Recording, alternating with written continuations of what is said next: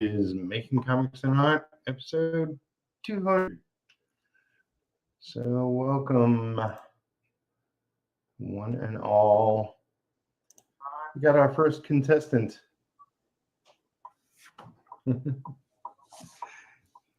Hey. Hey, just welcome. I can't hear you. What? Welcome. You What's going on? can't hear me? Yeah, I can hear you. Work and okay. What's going on? I think with it was you? echoing because I had it open on YouTube as well. Oh, yeah. It does that.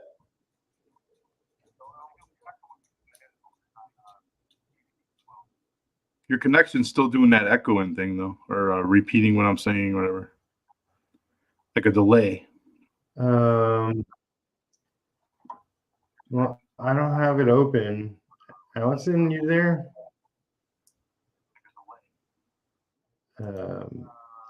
Maybe she stepped away. No, it's not me. You're still Do you working on have it that same open page, somewhere? Yeah. Okay, I don't hear it now. Oh, now I do. Yeah, it's like a 20-second delay. Yeah, well, it's my internet probably. I don't know where the extra sound is coming from now. Miss Rena is here. Well, she's cooking at the moment. We'll be going a couple hours at least. So unless you're cooking a 9-course meal, you should be able to come in. You got to give everybody a amount of time so you can get more people to fit in. Well, depends on how many people you get, I guess. Yeah. I mean, it's always potluck. Are you sure you don't have anybody? Because I don't have anything running. I don't know. I've been doing streams the last week, and I haven't seen this issue. Hold on. I'm going to mute you for a second. Let's see. Miss Rena says, hop on later. Okay, cool. You've unmuted my mic. Okay. Hey, Alison. Hey. Yeah. Sorry, I was trying to figure out this. We're getting video. What are you trying to do? Meow. Yep, pain in the ass. Yeah. 12 o'clock. I'm getting it from you, Justin. Sure. Yeah, you definitely weren't getting it from me because I was muted until I turned my camera on. All right, let me leave and come back and see if that. Go away. Okay. They're talking. Oh no.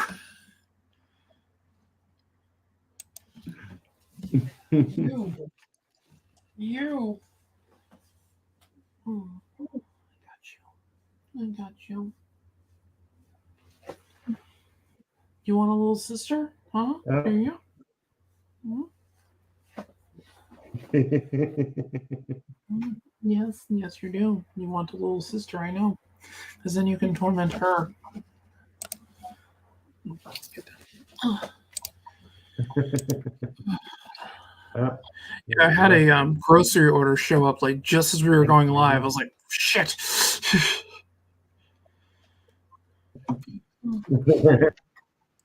And Randy. No worries. Hello. I get my incredibly bright light on. How are y'all doing? Oh, wait. Randy. You? I have had a weirdly busy day. Like I have juggled multiple subjects today. I'm gonna pop Justin in a few hours. Hey, Justin. Hey. I don't hear it anymore. No, I don't hear anything either. I like your hat. Thank you. Yeah, I don't hear anything now. I've got one of those somewhere. I don't think it's in this room though. Yeah, I like alternate comics a lot. Yeah. It's pretty much like one of the only comic companies I buy from. So I think that it was really cool what he's tried to do, and I would love to see it come together more like Image Comics did. You know, like they sort of figured out what they were about, and I don't know. I don't know where they're at now. Like I haven't. It's been probably a year or so since I bought anything from Alternative. But they're going strong. I like what I did buy. They are going strong. They're doing well. Oh yeah. They've been around for quite a while. Yeah. I mean, they used to just do graphic novels, and now they've been doing floppies now for years. Yep. I remember I was there at the very beginning, but I had some artwork published in Alternative, but I didn't never have a title with them or anything. But I have been rejected by Alternative a few times. I have once, so we got that in common. Yep, 3 times. That's awesome. They're one of the only places I submit to as well. So yeah. Well, they have very clear publishing standards, and I really admire that because you go to like a lot of indie press sites, and they don't tell you what they're looking for or what they want. They're just like, "Well, we're open for submissions," but they don't tell you like, "Yes, we need 3 pages of finished artwork," and blah blah blah blah blah. They kind of let you figure it out after you've broken your balls making something. Can I say balls on here? Okay. You can say whatever you want. I always general say rule is you want 3 to 5 pages of sequentials to anybody, but I do like the fact that Alterna actually says that. So, hey, if you had a choice, if you were doing a submission and you had a choice between doing character sheets like 360 turnarounds, or you had a preview of the story, like 3 or 4 pages of finished story art, which one would be the more attractive thing in general? I'll throw that out there. Anybody on for a comic? Yeah, for a comic book. You're trying to get a graphic novel. Graphic novel. You're trying to get a graphic novel published. Would it be better to do character sheets of all the characters, or would it be better to do? No, you want pages. Because you have to see if basically if the person actually has a clue on storytelling. Okay, fair enough. Is everyone in agreement with that? Yeah, sequential art. They want to see your panels. Yeah. You don't want pinups. You want full pages. Okay. So if I did preview art for somebody, I'd be signing up for a graphic novel, basically. So I don't want to do what I see other people do is they find examples of bad art and then redo a couple pages of bad art and then show the editor what you can do. Yeah. Reimagine the pages. Yeah. Yep. I did that with some Teen Titan pages that I didn't like. What era of Teen Titan was it? Early 2000s, late 90s, early 2000s. Yeah, a weak point for sure. No, the storylines were good. The problem was that they had a guest writer artist during it, and I don't think the artist paid in the least bit of attention to the writer. Because I trust the writer more than I trust the artist who drew it. Oh. But it was a 2-issue fill-in, and I redrew the first 5 pages. I made them look a lot better. It was just to say I did it, so because DC wasn't taking anything at the time, so I could really do about it. I have wanted to do that with one story in particular, but I've not. So anybody? You got any art available right now we can see? Give me a sec, because I'll put some stuff up. I'm just trying to introduce yourself. deal with something. Well, everybody knows who I am. I'm Alison, the amazing alley cat. I'm here to torment everyone. Well, I'm Randall Bishop. My real name is Randy, And Randy. Yeah. and I came up with an incredibly creative misspelling of my first name, Randall.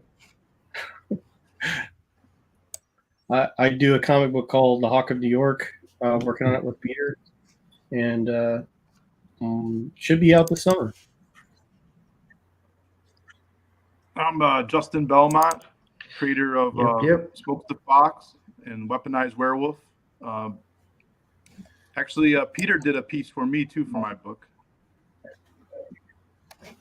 It's fun. My campaign's still funding on Indiegogo right now. We got about 30 more days left, and we're at 77% right now funding goals. So. Cool.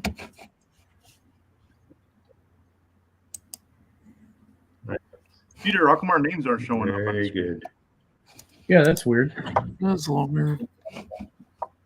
Let's see. Didn't Ticker's working.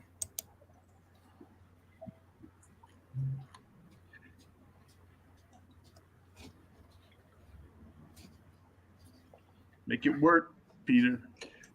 Yeah. Well, that's pretty cool. I'm working on it. There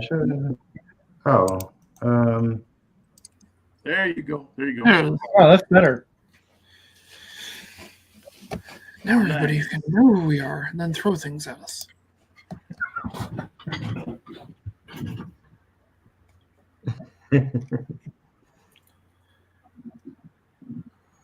Let's see.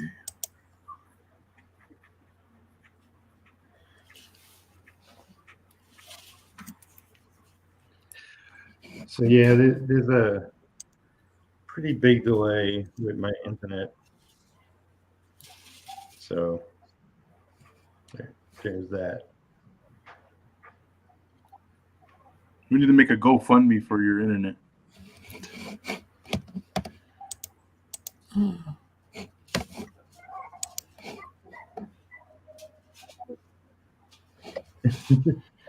Yeah. I want to see some of Randy's I work. blame the town I'm living in.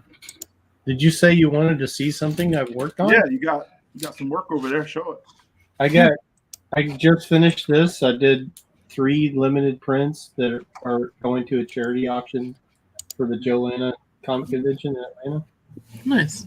And it's like every year they do a custom action figure that's got a different theme. This year was kind of like Braveheart or Highlander. So I did this.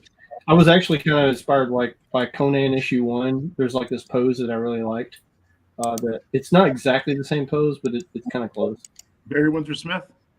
Yeah, I love Barry Windsor Smith. His stuff's great. Yeah, his stuff is really good. I like him. I'm an art collector, and that's my main focus is Barry Windsor Smith art. Really? That's Well, awesome. they're definitely worse people to focus on. No kidding. Is he still alive, or did he pass away? He is. He actually he just still came out with a new graphic novel that he's been working on for like 30 years. Really? That's Yeah, cool. it's called Monsters. I have it right here, actually. I just assumed that the guy had passed away. I didn't know.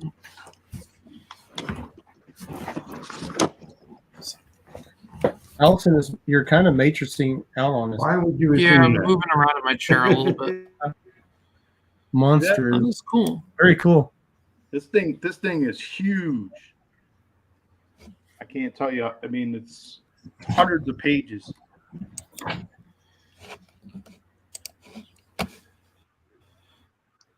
Have you It's read almost it, 400 pages, I think. Justin?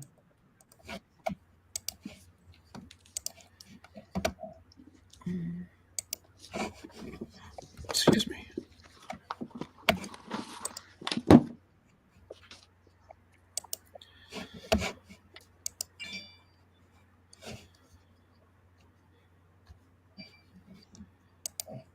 Alison, what are you working on? You still doing Have you that? read Monsters? I am. Let's see what am I currently doing. My computer obeys what I'm saying. It'll be even better.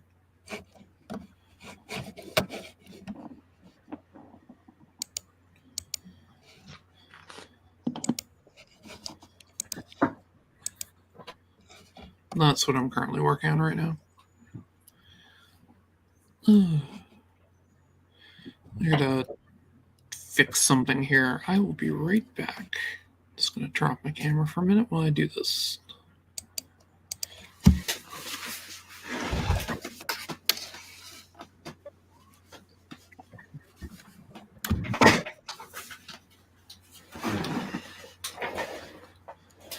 Additionally, I guess like I call what I do more of a hybrid thing.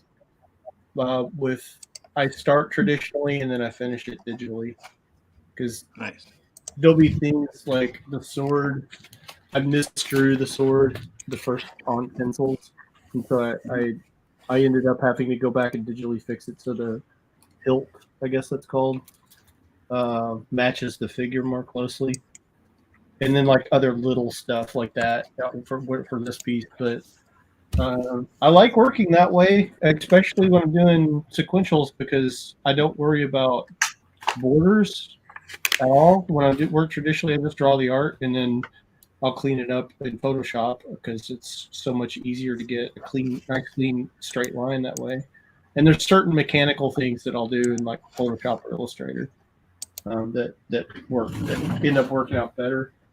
Is that what you do too, Alison? You like start off digitally or traditionally? Or I do my roughs all traditionally. Like if I'm gonna do a page up or something like that, I just use like an 8.5 by 11 piece of paper.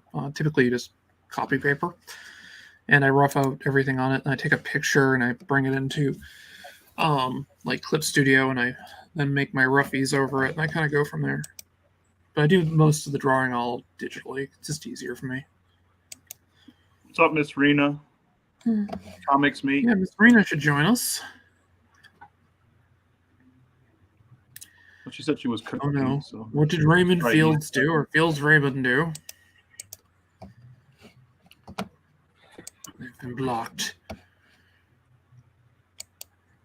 Are they a bad spammer?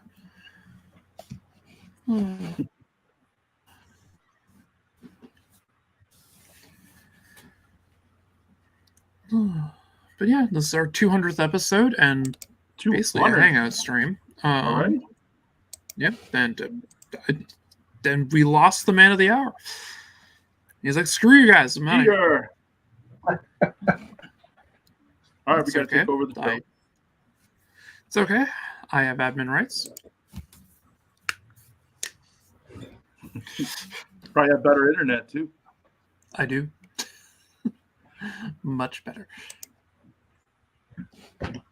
What's your background? I'm trying to figure out. Is that like Doctor Strange or something? What is that background you're using? Your virtual background? It's Centaurum. Yep. I'm going to turn it off in a minute because my green screen fell down. So it's a little annoying. I'm just going to blur my background out. If it does it.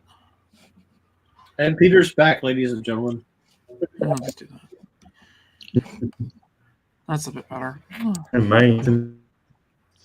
Yeah, I had run a nice little. You're almost done with that page, Peter. Yeah, I got to do some texturing on a few other pages myself. Yeah, I'm working on that same project with Peter, so my job's a little bit easier. Wildcat, yeah. Right? Wow. Yep. Yeah. Mm-hmm. Yep. My job's a little bit easier because I'm just doing the tones and the lettering. I can do that pretty fast. I did 2 pages out of like an hour, so just toning them.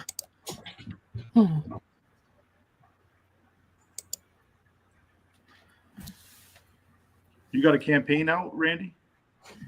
I have a Patreon, and I haven't started a campaign yet. I've resisted the temptation because I'm kind of a poor steward of my Patreon, so I don't imagine myself being a great steward of a crowdfunding campaign. until I get Patreon, my head wrapped around Patreon, and get everything like down the way I want it to go. Then I think I'll consider crowdfunding. But it just feels like not the right time for a crowdfunder for me. It's a lot of work. You got to get out there and promote every single day if you want to make it happen. I haven't leveraged Instagram to the degree that I really ought to, and I've been told that that's kind of where money is being made now. But I got my feelings hurt on Facebook, I guess is the way to put it, because I put a lot of effort years ago into building up a page, only to have them change the algorithm to where the exposure of what I was posting just went way down. It was like noticeably a lot less, and so I was doing a lot more work for less return. And ever since that happened, I've been kind of shy about how much effort do I really need to put into social media anyway, because they could just change the rules on me whenever they feel like it. I know not everybody feels that way, and that's fine.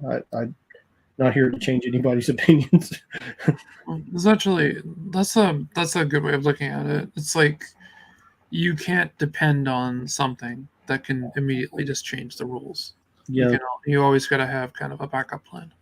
it makes me a little bit anxious. Right now, I'm trying to figure out how to share a photo from my phone to my computer, because my computer is here and my phone is here. So I don't think I'm not paying attention. I am. I'm trying to just email it to yourself.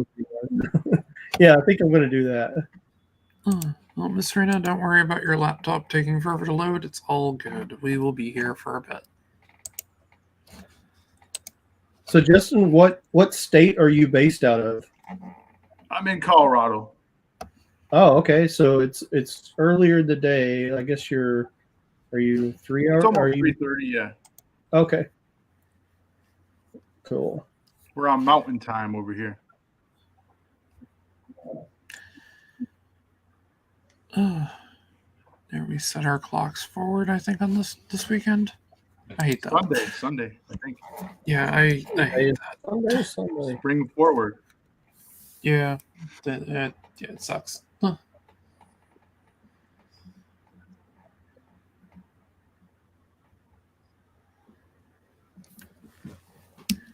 Let's see.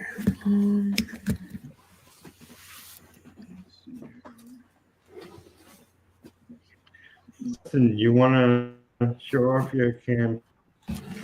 Yeah, I'm gonna load up Are my you doing campaign. there? Oh yeah. I'm gonna jump on another stream at 4 Yeah, my for time. anybody. Another half hour. Well, to definitely give it a show. Promote. Smokes the Fox #1. Weaponized. Today we just hit 77%, but about an hour ago. So very, very, very close to getting my first campaign funded here.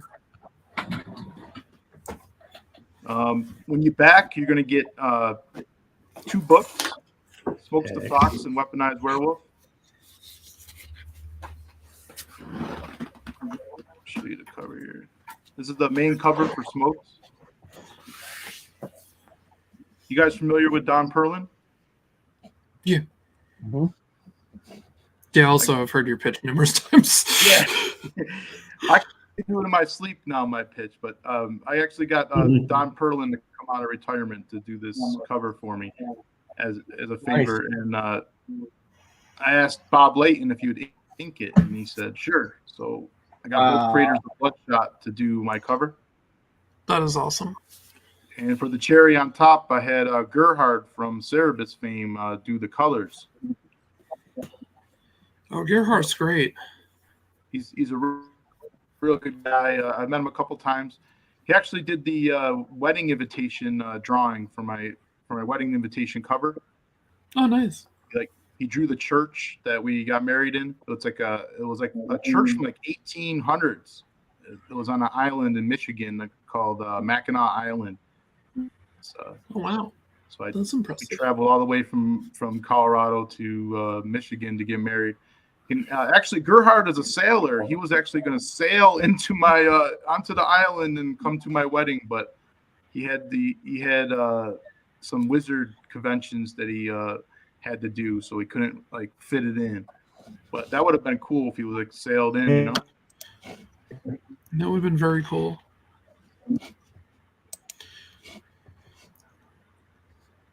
This is the variant cover. And Gerhard did actually everything on this cover, and he even helped me create the character. Well, the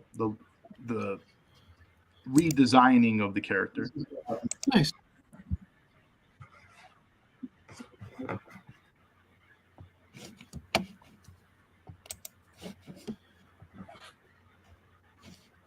Here's just some interiors. I basically got some local talent to pencil my comic book. So I got this guy named Lee Oakes. He lives out here in Colorado. He did the pencils for Smokes. I thought he did a really good job. You can see some of the work right here. And this is like Smoke. This is Smokes inside the underground facility where he is being held. He's not really liking the situation. I don't think I would either. Oh, someone dropped the link. Thanks, man. And then this is like a scene of Smokes checking out this biker's motorcycle. Kind of likes his hog, and he decides to take it. And that's kind of how Smokes gets his motorcycle. You just see on the cover.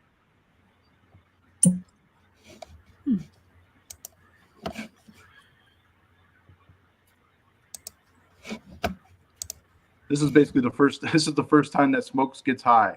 So this is not like a Beavis and Butthead type of book where you're just going to see a bunch of stupid jokes and just smoking weed. Smoking weed is just one part of the book. It's got a really big story. I mean, I developed this this book for about 3 years before I got everything ready to go.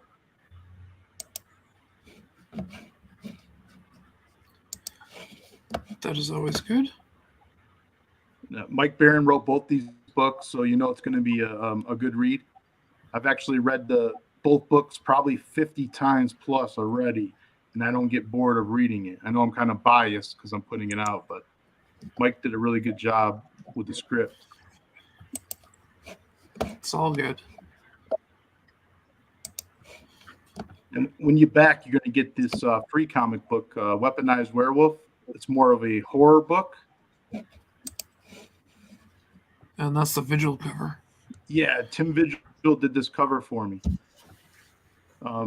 He likes to draw, Gore.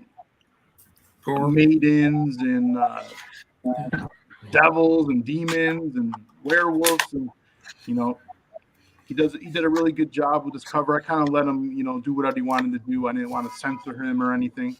You can see that it's kind of gory. Well,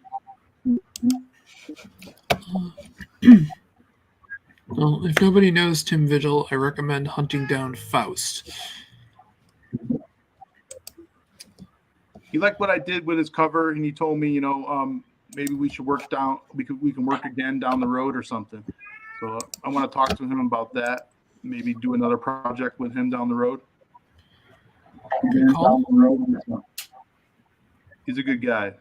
Yeah, I don't think you can go wrong with him. He's awesome. No, you can definitely not go wrong with Vigil. Vigil is amazing. This is the interiors. Actually, the artist that did this is Barry McLean. I don't know if you're familiar. He did Billy the Kit. It's the independent comic book.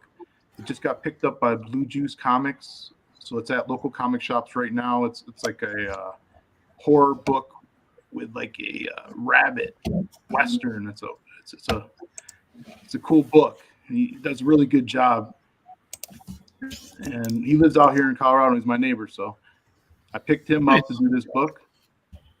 He knocked it out in like 3 weeks, believe it or not. So he got right to work. And I had Rodney Ramos do the inks on both of these books. He's been around for a long time doing Valiant stuff, DC, Marvel.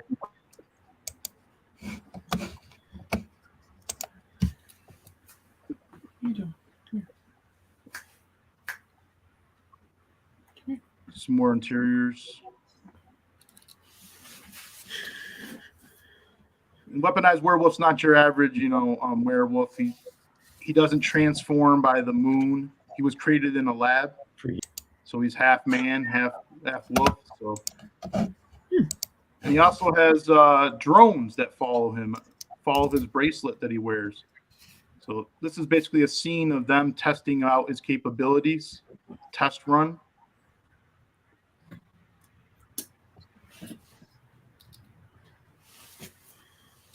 Very cool. Feeding time, basically. They made the mistake to unleash Weaponized Werewolf to fetch or to eliminate smokes.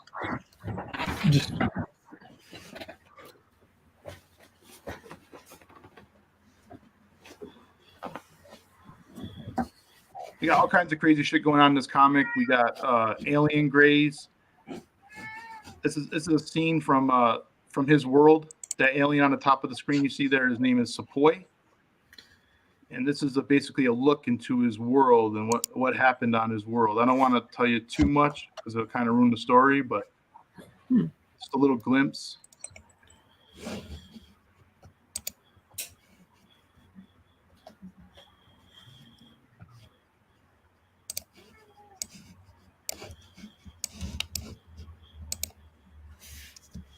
What else can I show you guys? I got about 19 metal cards left. So when you back, you get both books, and you'll get this metal trading card that I have. Where is it? I can show the video actually of it to show you guys. Yeah, we lost Peter again. Aw. He'll be back. Yep. I'm just going to show this really quick video. There's no sound or anything.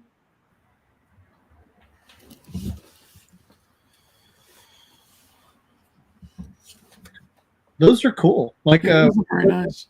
Can you tell us who you went through for printing and how you arrived at that? How happy you were with who you went with for printing on that? Yeah, Phoenix Animation. I don't know if you're familiar with him. No, I'm not. He's on Twitter. He's been doing a lot of people's campaigns, metal prints, metal cards like you see. He also does bookmarks. And what else? So it's a recommend metal almost.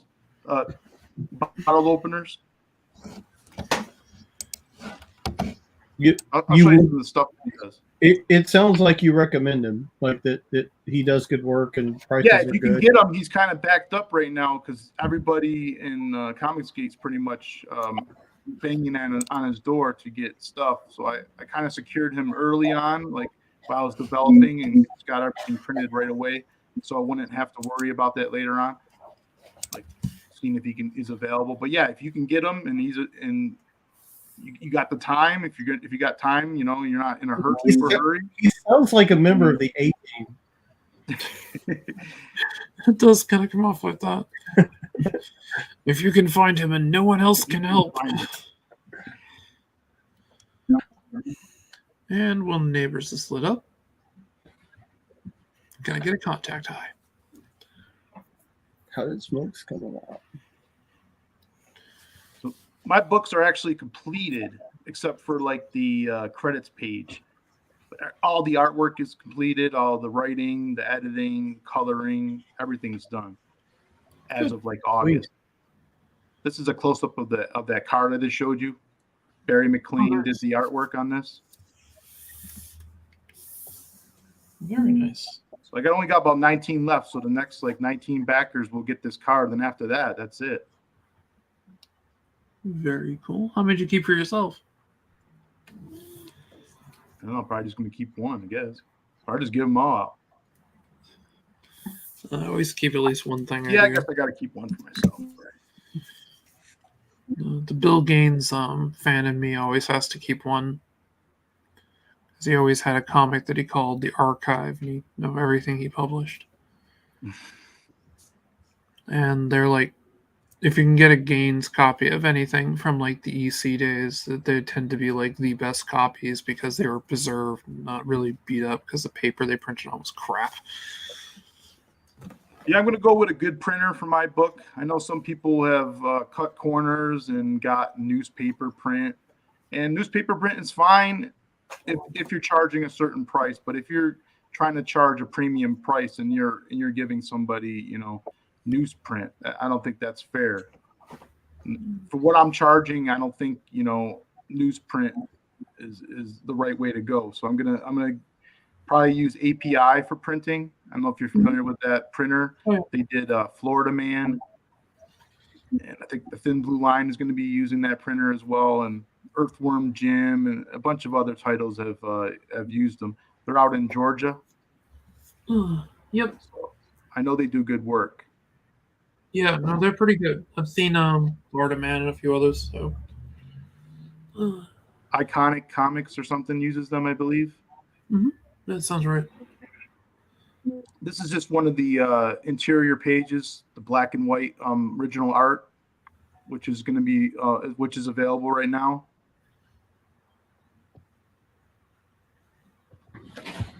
And all the pages are signed by Mike Barron, the inker Rodney Ramos, and the artist Barry McGlone. I also have sketch cards. Get them in there.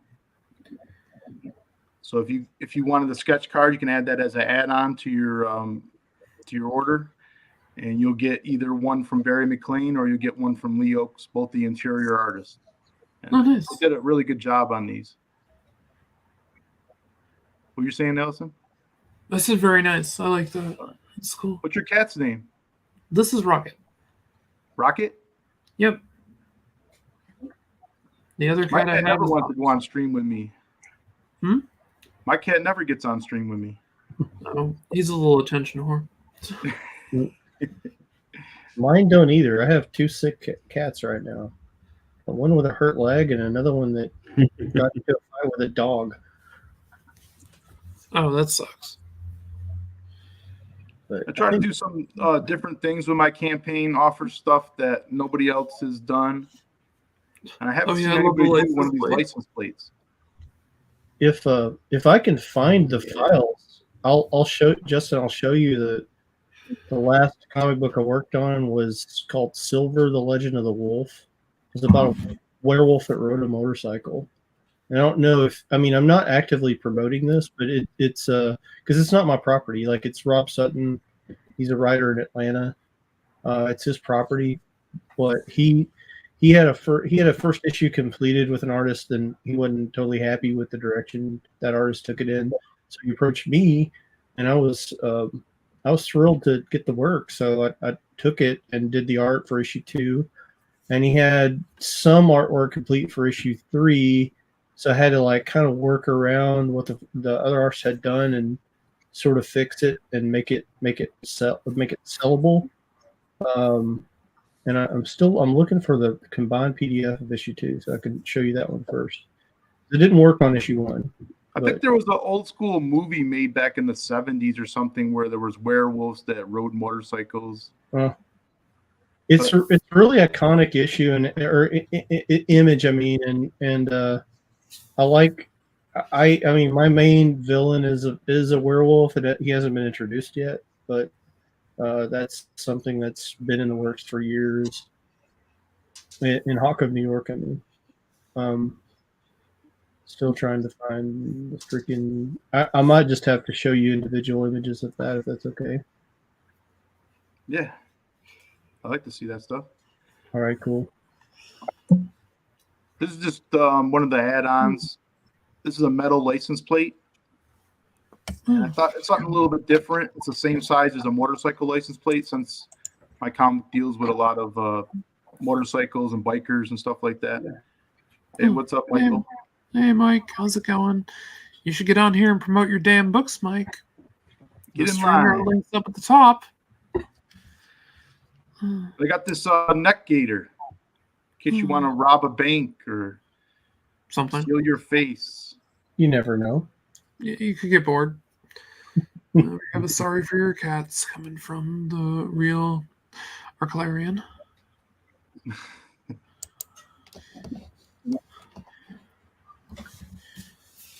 This is another thing Phoenix Animation did for me. These bottle openers.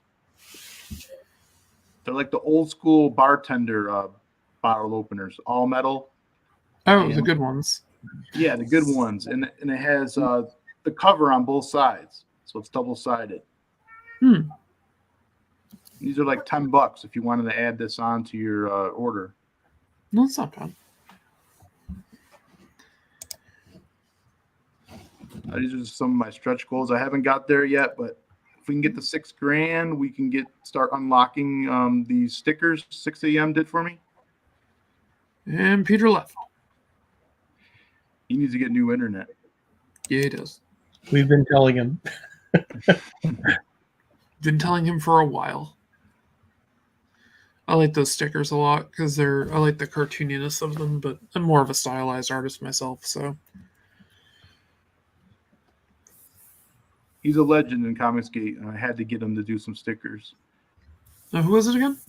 6 a.m. Oh, okay. I think I've met him. He also makes everybody wrestlers. Oh, yes. I do know who he is. So one day I want to be a CG wrestler. That's about it. I guess I can play the trailer, and then whoever else wants to pitch their book can jump on. I'd love to see the trailer. Yeah, definitely play the trailer. It's worth it. I wish Peter was here to make it bigger. Bear with me. Oh, you've got it too. I can do it all.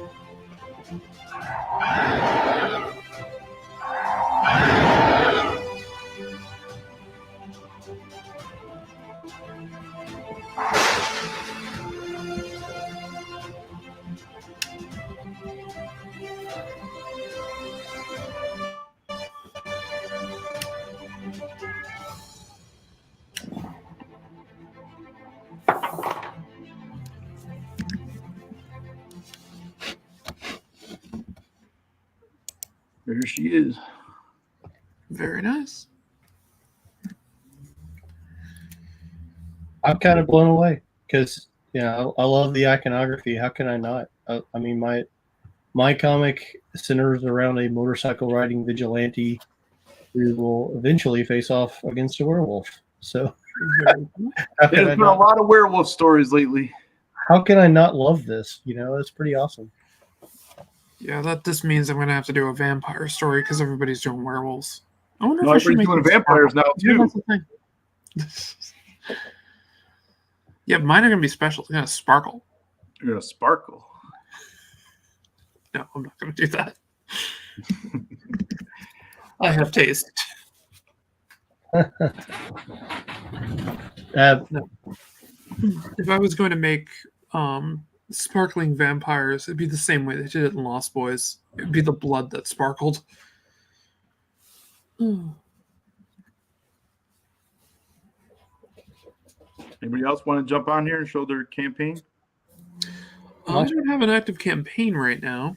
I tried to get Mike DeFont on here with us, but I don't know. He seems to be chickening out. But he's got like 5 books made. Oh yeah, there's no doubt about this. There's absolutely no argument on that. Yeah, there's no argument. No, that Lost Boys is one of the greatest vampire movies ever made. So, and it's not just because I had the hots for Kiefer Sutherland. I never even watched Twilight. Just a couple minutes of it on the preview was enough for me. I feel like I enjoyed the Batman more, having never seen Robert Pattinson act in anything else, because everyone went in with preconceived notions of how he's going to be, and I didn't. Oh, I didn't. I saw The Lighthouse. After they got to play Batman. I saw The I was Lighthouse. going to watch that, The Lighthouse. Yeah, I saw The Lighthouse. I'm like, Richard Pratt, he'll be fine. He'll be absolutely fine. And I mean, he was in the fourth Harry Potter movie, and he was decent in that. So this character got killed. Spoilers. Well, I've shared the cover of Silver issue 2. I don't know if Alison, if you could show Justin. Yep, I got it. Yeah, that I don't have the one with the trade dress on it, but that was the cover. It was so I could to Ghost Rider, the Volume 2 Ghost Rider. Oh. Can you zoom in on that? Yeah, I can get it. Yeah, if you no, could you you can't. zoom in on that, because I can like. I'll do that. You want to zoom in Is that on blood on his mouth, or what's that in his mouth? Yeah, a little bit of gore there. There was a couple different versions of the mouth. I'm not sure if that was the final one or not. He's even got a sword. Full screen, or am I just? Can you guys see this? Yeah, good. Okay. Yeah. We'll get back to that.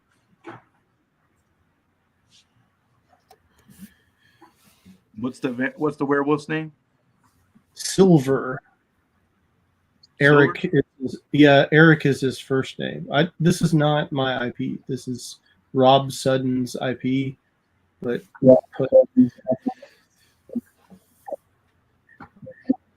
I put him in a got his name on the tank.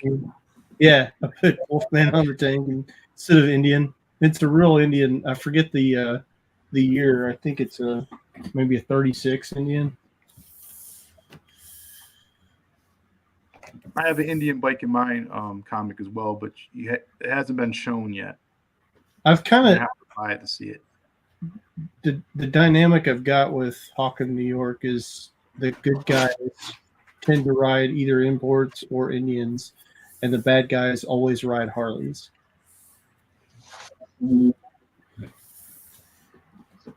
Can you guys see this?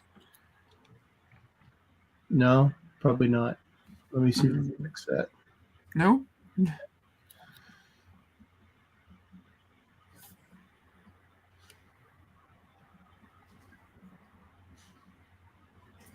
Screen sharing is easier with two monitors. Yeah, thanks for telling me. Yes, it is. That's why I have two monitors. So technically, I have access to like the entire. And Peter's gone again. Okay. Yeah. All right. So you can see this, right? I see a mirror. Okay, there we go. You see it? Yeah. All right. Looks cool. Yeah, that was a cover I didn't do, but that was the cover to this book, which I did most of the work on the interiors. So this is the credit breakdown here. And he took it to a Japanese audience and had this thing translated into Japanese, which is pretty awesome. Well, that's pretty cool. But some of this art, like this down here, was done. And I had to kind of do the layout. I don't have the originals to do a compare and contrast, but you can kind of see the shift in style. Like here, like this is me, and then this is him. Where?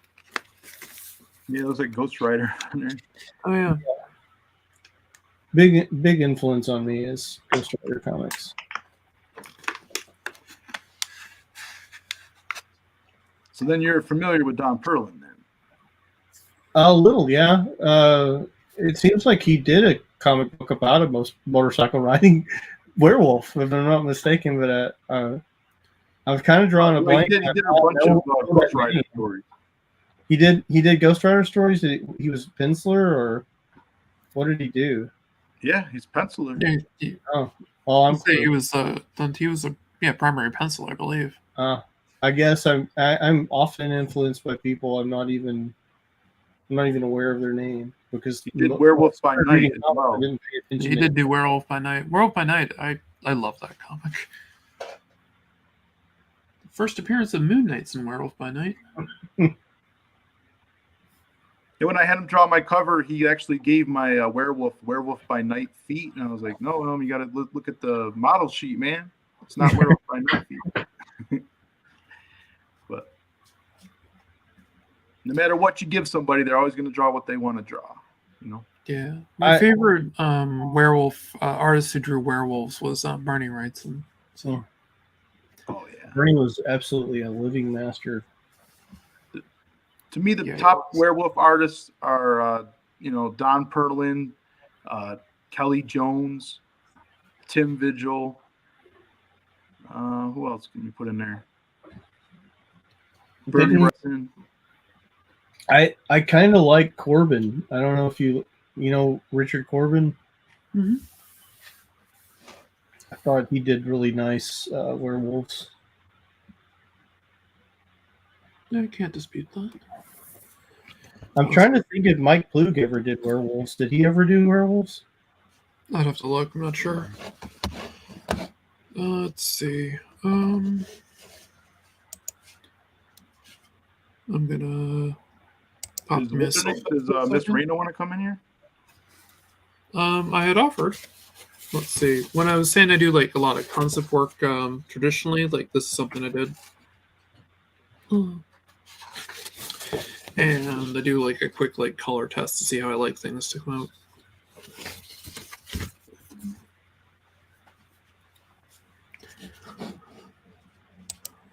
You're working on a story for Crom, right? Yep, I am. I'm working on a Crom story where I made my variation of a Godzilla trailer with it.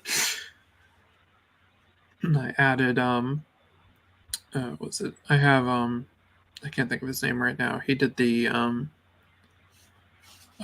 speech in the Bhagavad Gita, I've become death, destroyer of worlds. Peter's back again. Yep. I'm actually going to have to get off in a couple of minutes because I got Peter with Red Gaze. Yeah. I got to promote all day. Cool. Well, Justin, good. Yeah. it was Thanks for coming on. nice to meet you, Justin, virtually. You too, man. Good work. When I get a second, I'll check out your Kickstarter. It's on Indiegogo. Indiegogo, my mistake. Yep. I think the link's right here. Indiegogo is better anyway. But I might do a Kickstarter later on or something. I don't know. You can't. There's different people that will back only on Kickstarter, and there's people that will only back on Indiegogo no matter what the hell you put out. It's very strange. Yeah. But Well, last time I looked at it, it was like Kickstarter had essentially a gatekeeper, and Indiegogo did not, and that was the big advantage. Indiegogo's reward payout apparently is a little bit different than Kickstarter's too, but Indiegogo I experience everything I'm telling you is totally secondhand. So I think there's like a 1% difference in fees they charge. Yeah, it's minor. But yeah, Kickstarter was gatekeeping. I think they got rid of that person that was mainly doing it, but still it doesn't make it right. But then again, if you want to make money, you want to get funded, you want to put out more comics, I mean, you might have to go to the other side and put it out on Kickstarter if you really have to, Yeah. Or you can always do a second chance campaign. People have been doing those as well. But I plan on offering my comic book to different countries because right now I'm only offering it in America and domestic shipping. Ooh. Oh, we have some more people coming in. Oh, who's coming in? Yeah, we got Miss Morena here. Hello. And we got the amazing Mike DeFonte.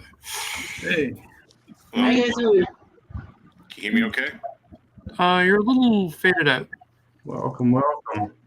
Well, thanks for having me on, Peter. Well, Justin, it's great seeing you as always. You too, Alison. You have a good one. Nice meeting you, Randy. Nice to meet you as well. Talk to you later. Peter Wood. So, either of you two have things you want to promote? I do. You do? I'll pull my mailing list Share and out other the stuff page. and art. Okay. I will show page. I don't understand a word you're saying. I'm going to go with that. You're trying to share the page. Yes. Can Okay. you hear me good? I could. You had like this kind of a washed out digital for a little bit, but I'm hearing you fine now. Oh, because I have my air conditioner on and I'm hot. Ah, don't worry.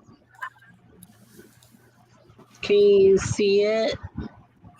Yes, I do. Yay. Black Rhapsody Part 1.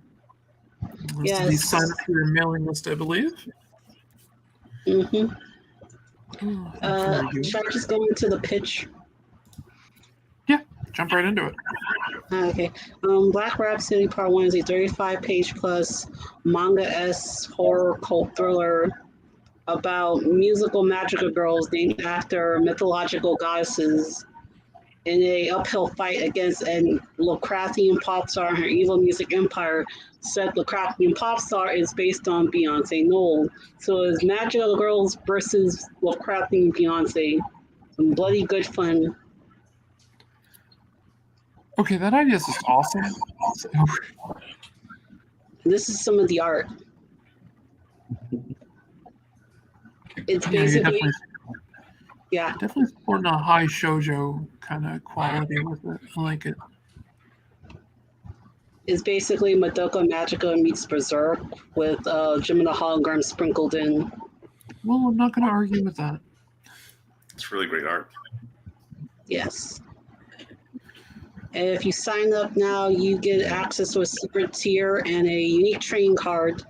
You get access to the tier upon launch of the campaign, and the campaign launches April 29th. Fantastic. Now, is this on? Where is this? Where is this? Where is this at? Indiegogo. Indiegogo. Okay, I thought so, but I wanted to make sure. I can put the link in the private chat if my computer will let me. Yeah, if you throw it in there. Oh wait, nope. EJB's got it for you. There you go. I hate my laptop. EJB for the win. Thank you. Yeah, I really like the way the art in this looks. This looks fun. Sorry, my laptop froze on me. Yeah. No worries. Oh It's my all god, good. I need to. It's okay. Peter keeps dropping on us, so it's fine. Hey. Like this channel.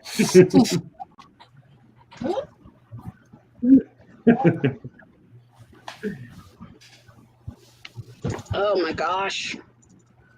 I want to show you the rest of the artwork that my artist Jan has done. Are you still having issues with the artist? Kind of. It's she got back to me and she told me the reason why she's been slow with the pages, and it's an understandable reason. Okay. Let's just say life hasn't been treating her so good and she's kind of depressed. Oh, I completely understand the concept of life sucks. So yeah, I get it. Now it wants to work. Jesus. Oh god, my laptop. I hate my laptop. Where is It's okay. it? Okay, yeah, this is the artwork that she did for me. All right, I'm gonna pop it back in. There we go.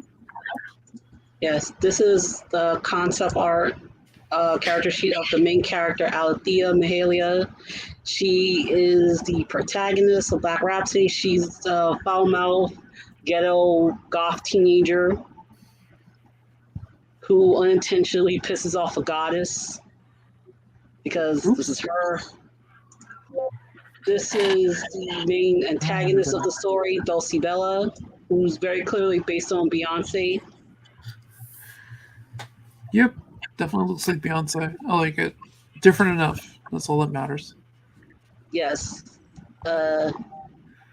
Yeah. She's basically wants to take over the world through music. I guess there's worse things you could do. Yeah.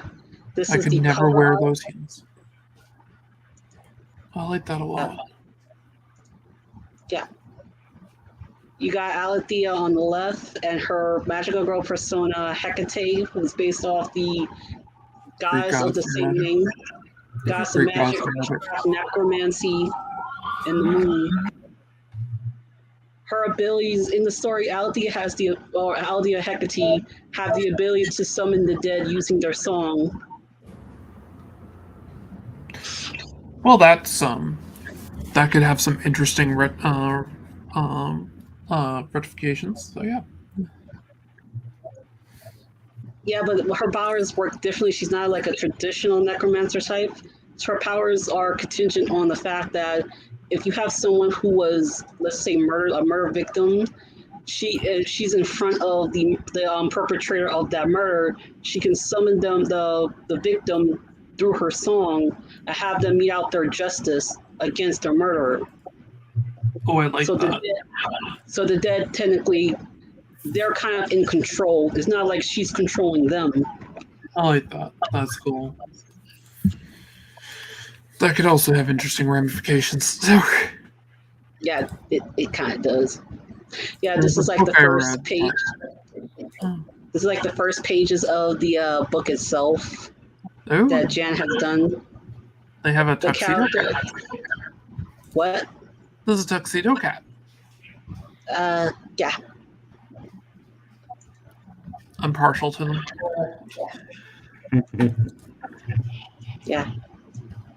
Very nice. I like that a lot. That's looking great. Very dynamic. Yeah. Yeah.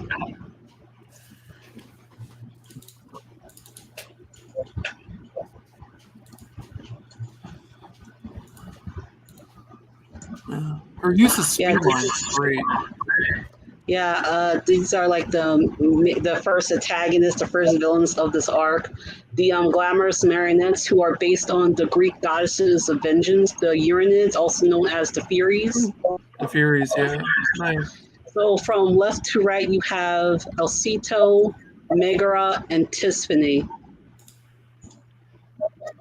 Very nice. Yeah, this is a bit later, slightly later in the books. This is Alethea performing at an audition.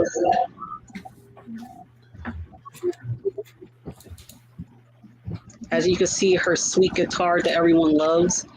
Yeah, I like that. Oh my god, this computer.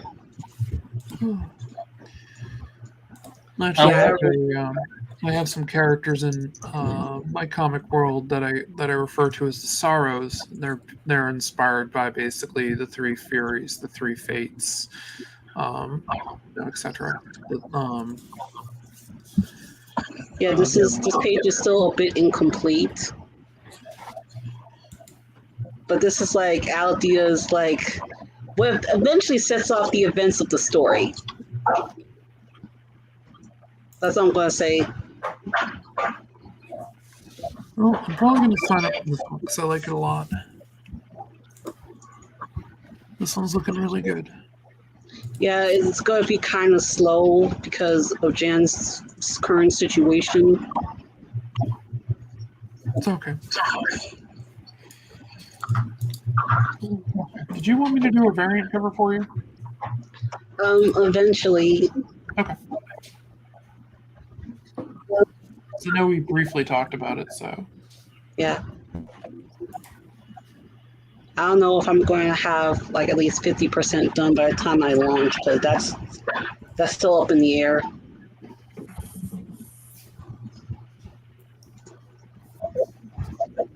Well, I did a variant cover for Michael here, so I don't know if you want to show your books off, Mike. Sure. Yeah, you have printed copies and everything. Let's see. I have them also on the Kindle. Amazon Oh, store. you do. You can get them on the Kindle. Let's see. I don't have your ultimate. I don't have the ultimate cover I did for you in Easy Grab, but I can bring up the art for it. And that'd be pretty good.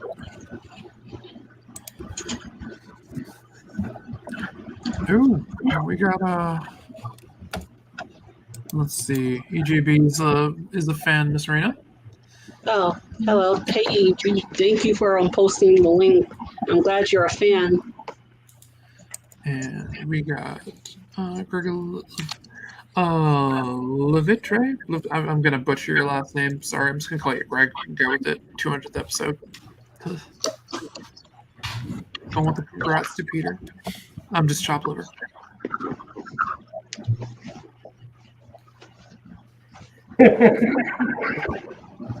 Peter Nappy.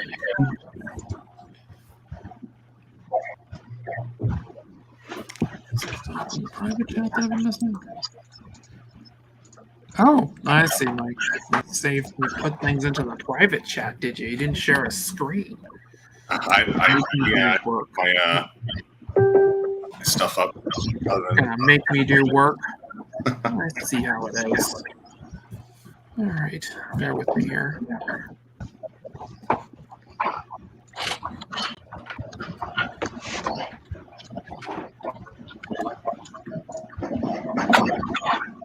Oh, I can share screen. Oh, that's cool. Okay.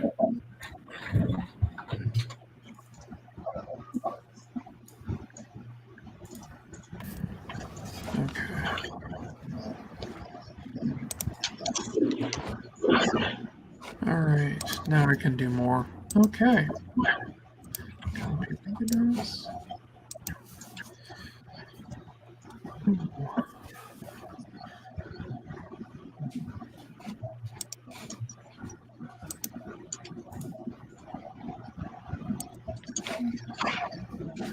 I am popping mic stuff into the chat for people to see if anyone can work. I guess I'll talk about something. Well, my book is basically about the death of a wizard. It's a fantasy book, and the ramifications across the entire continent of this fantasy world that I created.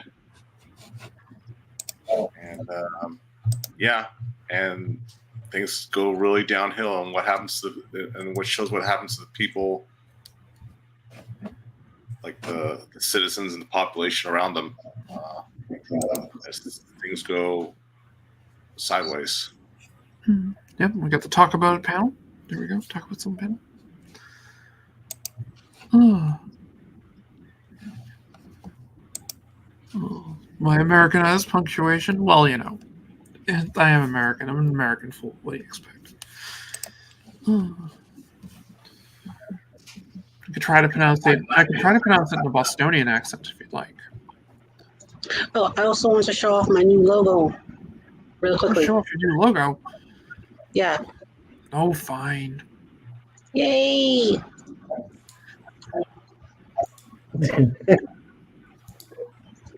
I love the delayed laugh from Peter. Yeah,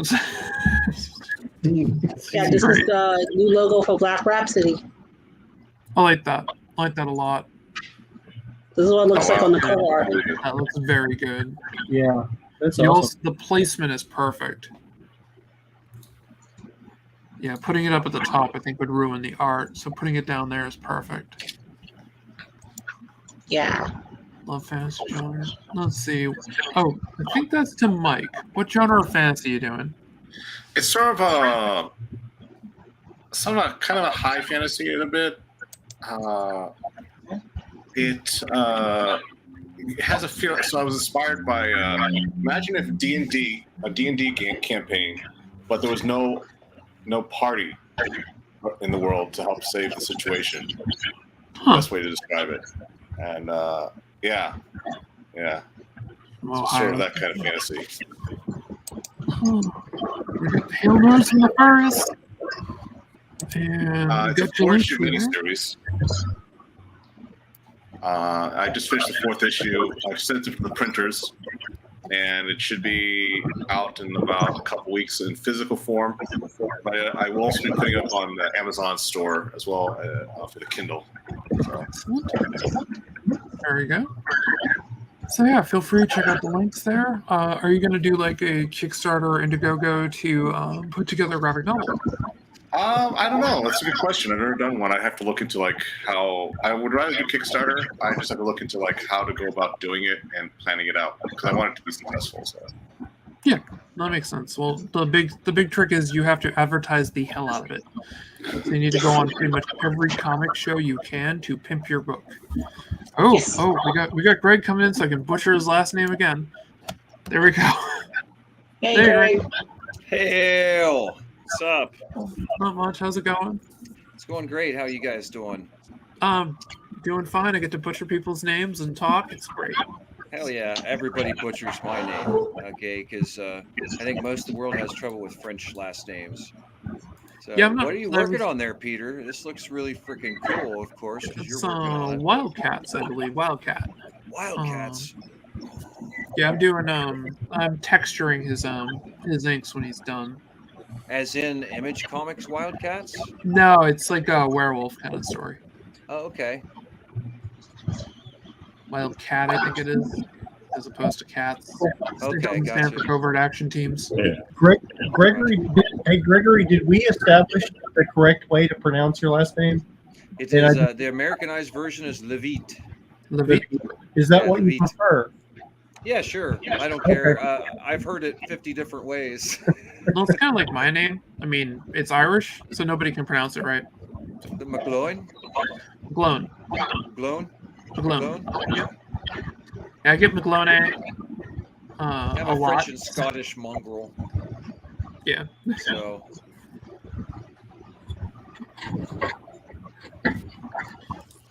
cool stuff, man. So Michael, that's a high fantasy book. Are you inspired at all by Bob Salvatore or Margaret Weiss and Tracy Hickman or any of them? More along the lines of film back in the day, and like Willow, the Willow film. So not so that kind of level of magic implementation.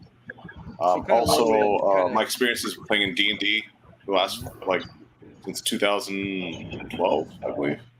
So yeah, Willow is kind of low fantasy though. That's not a real high fantasy world. It kind of is in a way. It kind of starts kind of like how Wheel of Time is very low fantasy, and then as the story progresses, you see more and more magic and things. But yeah, I would say it's kind of like middle fantasy, I guess, something around there, you know. Yeah, when I think of high fantasy, I think of the Dark Elf series by Salvatore. I think of Dragonlance series.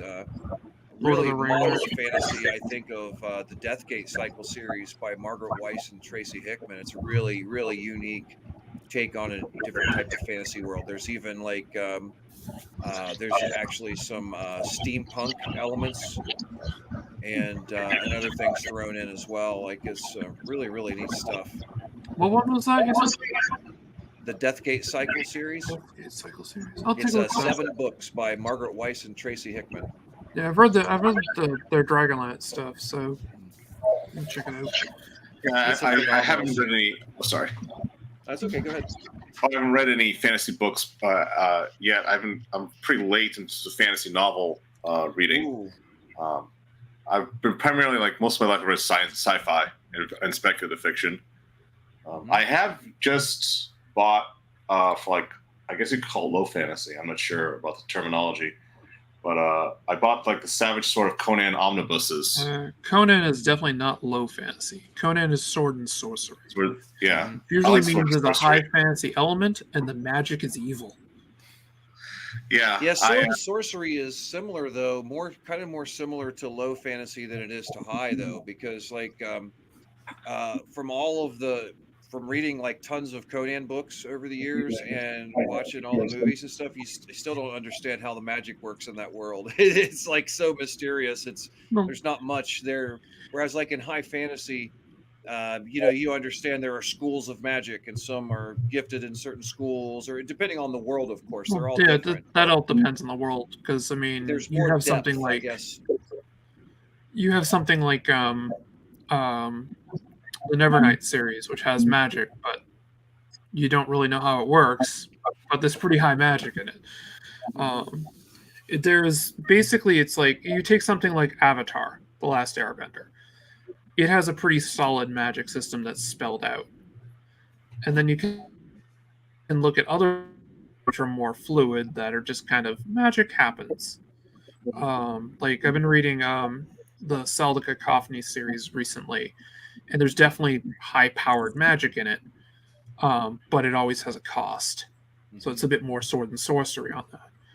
And where you have, like in Conan and stuff, if you have something like Thulsa Doom, which Thulsa Doom isn't a Conan character. He is a character from Kull. What's his name? They put him in the second movie, but he wasn't really the right character for it.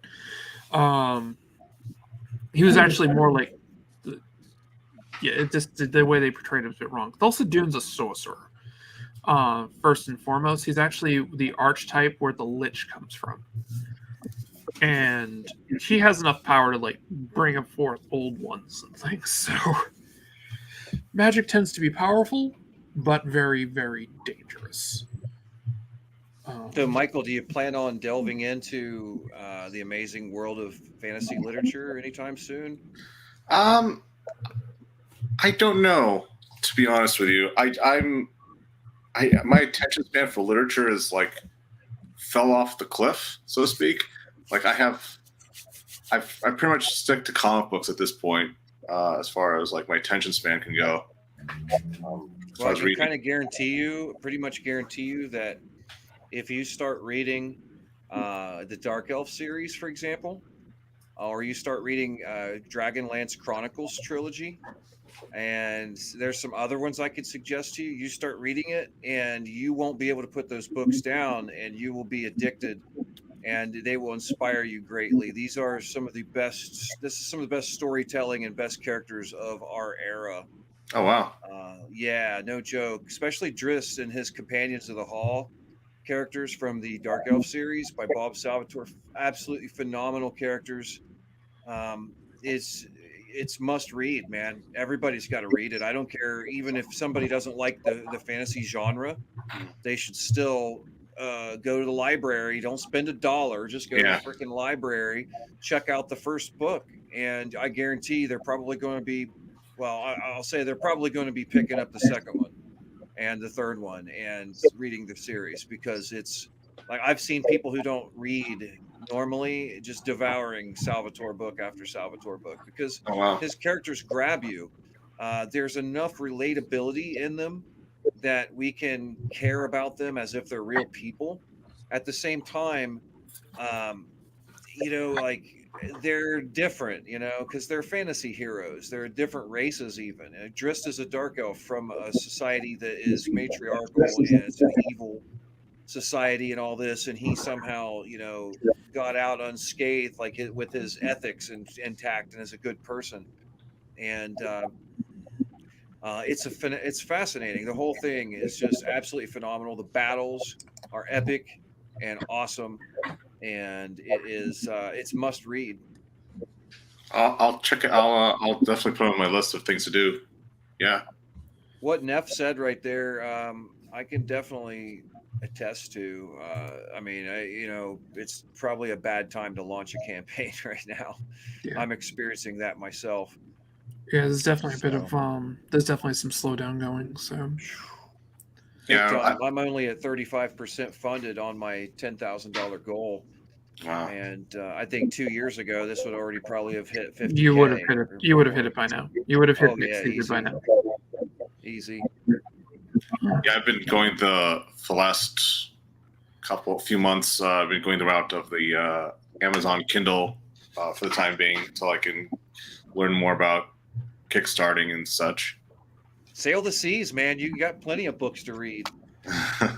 I've got pretty much the whole Star Wars EU collection on my Kindle, but I've bought pretty much most of those books over the years anyways already. Like I've read the fuck out of books over the years.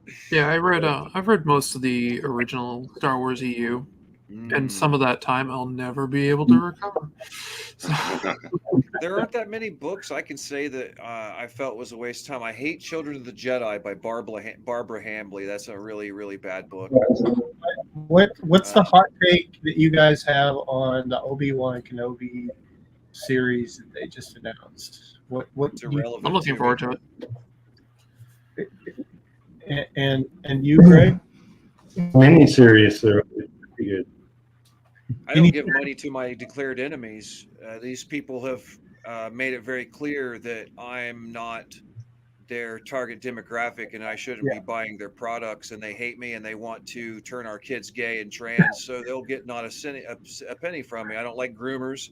Huh? I don't mind gay people, but I don't like when weirdos try to turn kids that way. You know, if somebody becomes that way, that's their right.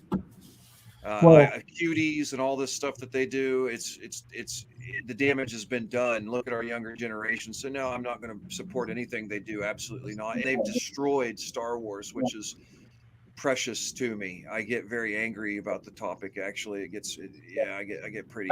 I think there's a huge part of the fandom that's been disenfranchised, and I've kind of like gone through that myself and out the backside of it, to where I'm just like, why not? Why the fuck? Why not destroy everything? Everything.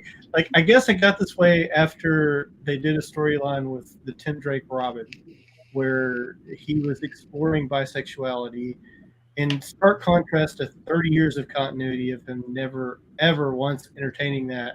And I'm just like, I was there. We were 14 at the same time when he was introduced. I was 14, and he was 14. And it was like, it was really hard for me to get past that, where I could just be like, I understand that there's a need to tell stories of that type. I get it. I get that there's Elseworld stories and multiverse stories. I get it. But I just get real resentful when my integrity as a fan is traded on by a big company without my permission. Like, I feel like they have used all of that goodwill that I have generated for their character without asking me first, or without, like, it feels like something has been taken away from me. I'm Because going it has. to put it very bluntly. They don't need your permission. No, they don't. They don't. They're acting like bullies when they do that. And I know from reading comics that bullies suck. So why would I want to? I get why people wouldn't want to throw Disney another cent. I generally don't buy any book by Marvel or DC just because I find their stuff boring. Yeah. I don't need to read it. I don't care. If Neil Gaiman puts something out, I'll probably buy it. Or something of that nature. I don't even like Neil anymore. He's turned into a woke tyrant. Did you read Sandman? What's Sandman's pretty woke. But I'm talking about him as a person, not his. Like, I'm talking about like in social media. You talk about people like I had drinks with him. We talk about a lot of these people. Like, he's pretty woke. He's pretty woke. Gail Simone and all them. Like, he's as toxic. Gail Simone's always been wokest and Marxist as any of them. He's really. It's disappointing. He's a following him on social media. Disappointing. I find Neil if we're talking about the same person, Neil, I found him to be very capitalist, but I don't know his politics. We're talking Neil Gaiman. Oh, Neil Gaiman. Oh, yeah, completely different guy. Neil Gaiman's always been that way. Yeah, Neil Gaiman's always been somewhat Marxist. Oh, he's always been leftist to different ways, but I think they're all now woke because they have to be. You have to be that, or you don't get to work there. So I literally that's like two had drinks with him right after September 11th. He was pretty woke then. Mm-hmm. That's a bit to my point of that. All right, if the big industry people, not the people necessarily, but the companies, like the actual, like the corporate policy, is we will actively piss off the fan base because they're going to talk about how disenfranchised they are, which will generate some sales. That's like, not really marketing is all they've got. Yeah. They're the stewards of our indie efforts. Like, they're the ones that control the industry, and that's the main problem why sales are so low for everybody, is that there's just no normal people that don't read comics. They they don't want to buy comics because they don't know what they're getting into, and they feel like it's safe for their kids. They don't know what they're looking at. The big guys have created so many problems, more problems than they've solved by this short term thinking of like, well, I can get a quick sale if I appeal to this niche of a niche audience, and instead of like looking at the bigger picture of like what are the second, third, and fourth order effects of this decision? You know, where are we going to be in 5 years? Like nobody asked that question 5 years ago, and so now we're in this state of just fucking emergency, dire straits, and there's not a whole lot of working together. There's a lot of independent efforts that are awesome, but I don't. Marvel and DC aren't going anywhere. That's my perspective as kind of a hermit. So take it for what it is. I'm sure there's better takes out there than that one on that particular subject. From talking to several people who work for Marvel and DC, they have a completely different attitude. What is their attitude? They're probably the last ones. They're that are getting gonna paid know to when make it's comics. over. Dave Finch would disagree with you. So they just don't care about the bigger picture. They're more interested in a paycheck. Okay, well, let's look at Miss Marvel. So they introduced a Pakistani hero a little 5-6 years ago. She's getting her own fucking TV series. I'd say that's a success. She was a star of a video game. Well, that was a short flash to bang time, but is that really a success? She's one of the most popular breakout characters that Marvel has had. And if you look at the sales of her comic, it proves it. Does it though? Yes, it does. You can check out what Forced Adversity has said about it when they actually break down all the numbers, and Comics by Perch has gone into it. So there's two different sides. But are normal people clamoring for more Miss Marvel? And I will buy any Miss Marvel book if it has the right team on it, because depending on the artist and the writer. You're literally the only person I know who likes any Miss Marvel at all. I'm not making fun of you. I mean, I'm just remarking you're the first comic book fan I know of that likes that character. I remember when that Avengers game came out where they had her in the game. The most common complaint I saw in the comments out of hundreds of complaints on Facebook, and I would see on those ads and everything, was that, man, why didn't like Hulk or Iron Man or any of the cool characters get more time in the game? Like they followed Miss Marvel way too much. She's a boring character. I kept hearing that all the time. What's up with the really big, weird looking hands and stuff like that? I mean, I don't think in general she's an actual very liked character. I'm not saying that your taste sucks or anything like that. I'm not trolling you. I'm saying from what I've observed. There's a reason why she's the lead in the video game. There's a reason why she's getting a TV show. Yeah, because Son of Amanat gets royalties from her. That's why. So it's all for Sana to make money off of. The reason she's getting a TV show is because she's popular. They decide what they're going to say is popular. Exactly. Okay, so let's go back a bit further. And that's not the Guardians of the Galaxy. That's not the creative. Who would have thought that would have been a good movie? That's the corporate policy of what we're going to push. What are we going to market? When Guardians came out, you could have sold any MCU movie at that point because the MCU had been mostly quality up to that point. So yeah, any MCU movie that came out was a guaranteed hit. So after Thor: Dark World and Iron Man 3 and Iron Man 2. So they're all good quality movies. Yeah. I like all those movies, yeah. You can like them just fine, but Thor: Dark World is often considered the worst Marvel movie ever made. I've seen that opinion a lot. I like it. I thought liked it was fun. It was a little more serious. There were parts of it I'm sure I could sit and critique, but it's a hell of a lot better than Ragnarok. That's just nothing but one yuck joke after another throughout. They even made the genocide of Asgardians into a fucking gag of a joke. But Ragnarok did a lot better. Ragnarok is hard to watch more than twice. See, you have to look at the numbers, though, and understand that none of that data is relevant. None of the numbers data that we see is actually relevant because we don't know how much of it's real. And then there are a lot of variables people don't. Somebody mute Greg. All right. Yeah. I'm just chiming in. Can you hear me? Yeah, I can hear you, Pete. Okay. This episode is about our books, our creations. you know, it's like if you want to talk about Marvel, DC, this, that, the other thing, woke society, all that's fine. But this is to let people know about your creations, you know. So if you want to go on talking about Marvel and DC and all the characters you hate and whatnot, that's fine. But my internet is crap, so I feel like I gotta really step in when I get hurt. But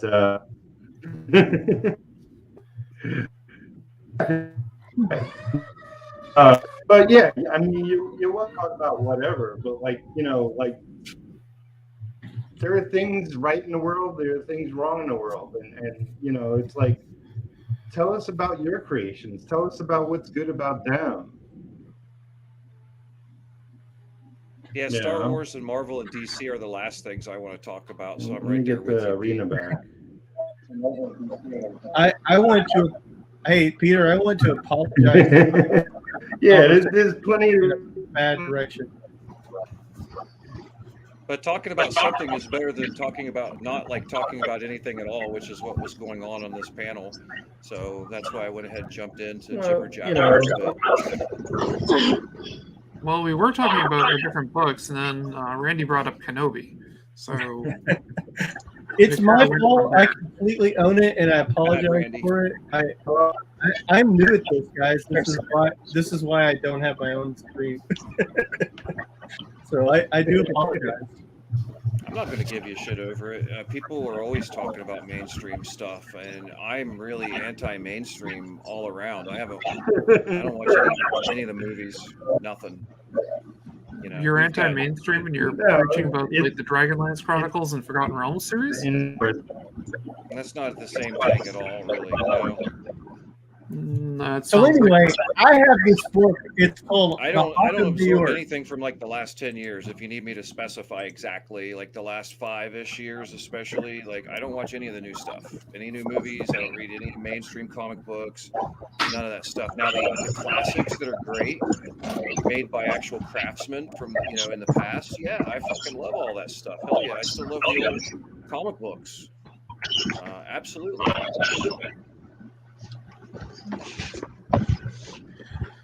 It's about a motorcycle rider. I created this character when I was 12, and I did a comic book series in high school that was, I think, 14 issues long if you count the annuals. And then I ended up rebooting it, and when I guess it was about 8 years ago, talked to a writer friend who had just finished a novel. He had been he helped me kind of like collate my universe and bring them all together. But it's kind of a mess, like trying to bring it all together and present the bigger story of my universe. I've only been able to talk about just the Hawk of New York's perspective. And it is like I generally pitch it as that motorcycle riding vigilante character archetype.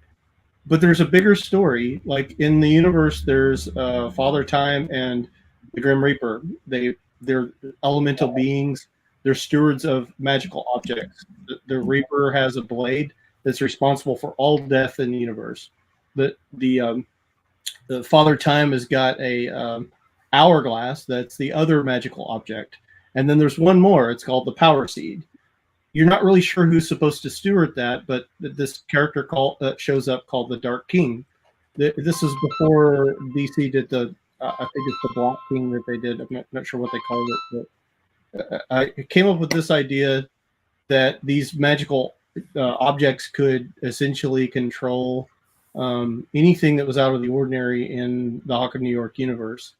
So the Grim Reaper is essentially manipulated into killing his own brother, who's Father Time. They both lose control of their magical objects, and the Dark King usurps them. This breaks time, and so I've introduced the universe in the 1980s with issues 1 and 2, and then it kind of goes from there. Like the current issue that I'm working on with Peter is issue 7. It's got some early 90s references. So I think it's like 1993, but not a ton. Like this issue is supposed to be the classic. The last issue was the classic two heroes meet and they fight each other. Look, this is what the cover looks like. Nice. The Boger was Hang on a sec, keep it up. meet Mitch Rogers' character. He guested. It was like a guest cameo thing. So I don't know if I might be able to bring the PDF up and just share that. But this is what the artwork that Peter and Mitch did, and myself, of course. We all worked on this together. So classic story: two heroes meet, they fight, and they end up becoming friends. This issue that we're working on now is more the classic trope of like there's a hero that's pretending to be there's another character that's pretending to be the hero.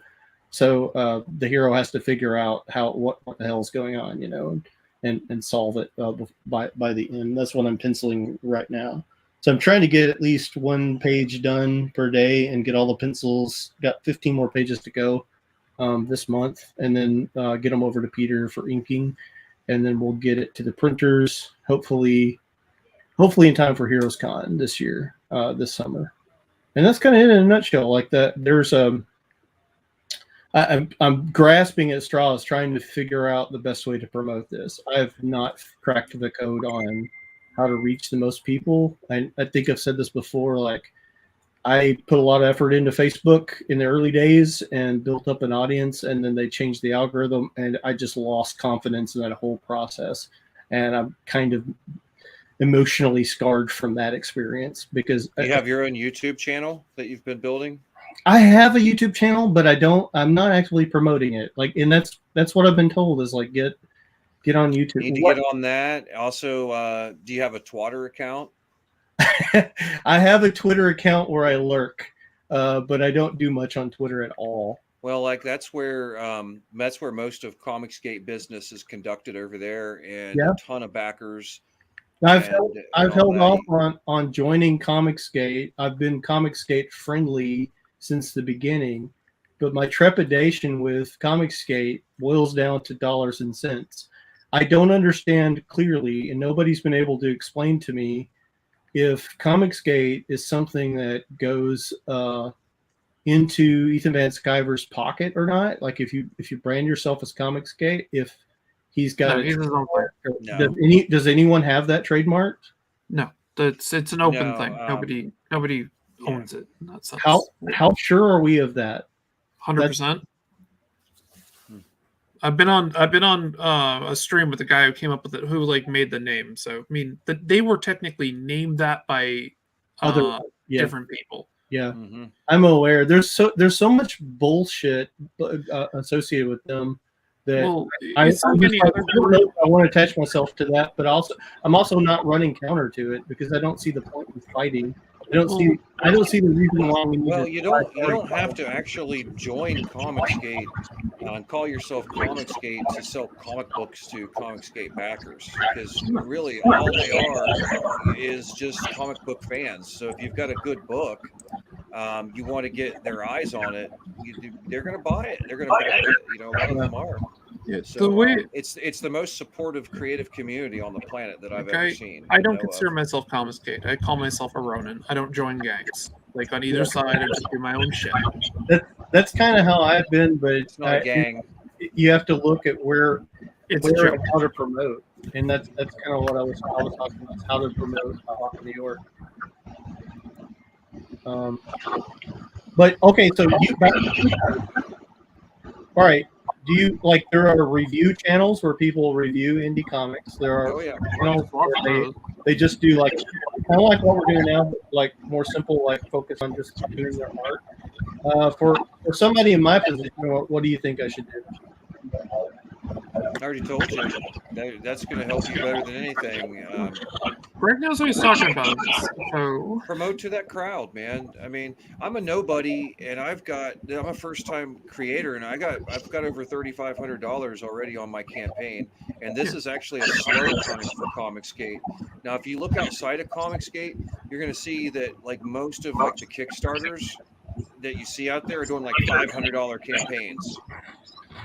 You know, I'm doing $3,500, and that's a bad Comicsgate campaign, kind of. You know what I mean? Like, it's not like the real good numbers, but still, you're probably gonna. It's definitely a community you want to promote too as an indie creator. You know, you don't have. It's not a cult. It's not a movement. It's just a network. We're just people that don't like cancel culture. And we want, a lot of us, some of us want to fight the culture war and be counterculture, you know, war. Others just want escapism. We don't want any of the politics of either left or right. There's a variety of different perspectives in Comicsgate, but the one thing that unites us all is we love the comic books. So if you have a quality book, and you keep showing it to them, keep getting eyes on it, let people get to know you in Comicsgate, people will back you and promote their stuff. That's the main thing. To help yourself, you need to help others. You need to get out there and find books that you think look really cool. Back them if you can afford to, but even if you can't, promote them, you know, share them on your Facebook, your Twitter, all that stuff. You know, if you back a book and you like it, do a review video on your channel for it, you know, whatever you can do to help others. And they're going to, you know, try to network with them too, you know, try to get in like a stream like this. After this type of stream, hang around in the backstage afterwards and talk to people, you know, the other creators, and see how maybe you can help each other out. Maybe one of them has a good line on a printing company that'll solve some problems you're having. Maybe another one has some writing advice that might help. But like, you know, you have to constantly network. That you brought up printer. I think it was Justin earlier mentioned API, and then Alison, you also echoed that API is a pretty good printer. They're pretty good. There's also Comics Wellspring. I think that's the one. Mike, is that the one you were just using that we were talking about? I just used Comic Impressions just recently. Comics Impressions. They take a little bit of extra time, but they're one of the cheapest people with books, and they do really high quality stuff. My friend Ian did his book Helena through them, and the book's beautiful. Let's see. There's also Mix'em. I know a lot of people have used them. I've used them in the past, and Mike's used them in the past. They're pretty good. I want to try Comic Impressions myself. Depending if you want to go a little bit more money, it's like RA Comics Direct. They're pretty good. So there's a lot of good printers out there. Yeah, I'm acquainted with most of those, but I had never heard of API until today. I'll check them out, or Comics Impressions. But I've done business with RA Comics Direct and Comics Wellspring. I have nothing but good things to say about Comics Wellspring, but I have heard other indie creators complain about them in terms of like, oh, well, that's not professional. And I'm like, my best printed comic was from Comics Wellspring. It's issue 4, and I sprung for the silk screen like paper, and it just looks good. Oh, here we go. Every time I touch it, I'm like, man, I can't believe I had something to do with that. Yeah. Wellspring. Go ahead, Alison. Here we go. Nefarious with Wellspring, Ready Comics, Comics Impressions, all good. Yeah, he's right. Comic Impressions having paper issues. It's one of the reasons they're so behind right now. Aha, okay. Mix'em is a crapshoot. Quality-wise, they've ruined books before. And API has no customer service. So that's some good stuff right there. Customer service issues is a big deal. Yeah. Yeah, that's a major one for me. Yep. That is definitely a major one for me. Yeah, the point I was just getting at is it's just network with other creators, and always be raising your game. You're an artist, so do draw streams and draw other people's characters. Like take, you know, any characters you think look cool that are out there in indie comics. Maybe do a draw stream where you're drawing one of them, and maybe tag that creator, you know, who owns that character, you know, and you know, you can do cross promotion, things like that. I'm definitely not the master of promotion, but I do know some things about it for sure. Quite a bit of what you said is stuff that I've never considered even trying. So like there are things that I did try that had some degree of success, but I think drawing another indie creator's work would be probably something I definitely am interested in trying to do in the near future. Well, Jimmy Reyes with his he's a Comicsgate guy, and he does Dragon Rage. his current book he's working on, I know it's a Greek mythology type of idea. I can't remember the name of it. Looks pretty cool though. But his Dragon Rage character, I mean, he was giving people major shout outs if they did pictures of Neri, his lead character. So that was a big thing with him. Jimmy's a really great guy. Jimmy is cool. Yeah, Fucking and then, awesome inker. Oh God, yeah, he's a brilliant inker. Hey, I want to say I've got to get off of here, and my family just came home. But I just want to say I was honored to be a part of the 200th stream. Peter, thank you for having me on, and I will talk to you guys later on. Thanks. Have a good one. Very nice meeting you guys. Everybody. Bye. Yeah, it's a promotion's a tough nut to crack. Also, I mean, there are a lot of things that we can learn from other creators about it, but when it comes down to it, we have to find our own audiences, and a combination of who we are and what our IPs are, like the genre, the art style, all those things combined are all variables that are going to mean maybe our audience might not be on Twitter, maybe they'll be on Instagram, maybe they'll be on maybe the art style for our book might build a large crowd on DeviantArt. I mean, you have no idea really a lot of times where your people are going to be. You got to advertise on everything. You got to grab all the different platforms, I think, is the way to go. And it's not easy. You got to really put the work in. So yeah. And it's all about being an entrepreneur as well. Like where the stage I'm at right now, I don't know about that one, Nefarious. I'm only 35%. What's Newgrounds? I have no idea. Exactly. It's an old place where you used to be able to see like flash animations and stuff like that. Well, maybe that's where your audience is. Who knows? But maybe it's Pornhub. That's where Jazz is from. Yeah. 4chan. Oh man. Yeah. So wherever it is, yeah, you got to figure out where that is. And what I'm doing is I'm taking a multimedia approach, and so I think, right now, I'm at a point where I've seen other creators really having like breakdowns because they're just like a few days from their campaign ending, and I'm only 35% funded, and I've got like 4 days left on the campaign. I am going to go in demand, but that's something that typically people are sweating, at this stage. But I've still got other things that I'm going to, it's going to go in demand, and I've got other things. I'm going to run a Kickstarter. I'm looking at some of the other platforms as well that are out there that are fairly newer platforms, but they seem to be raising money. There may be some people who would use those platforms instead of the other ones. There's also, I've got a collectible card game I'm launching, and my Gun Demon deck that's in my Gun Demon campaign.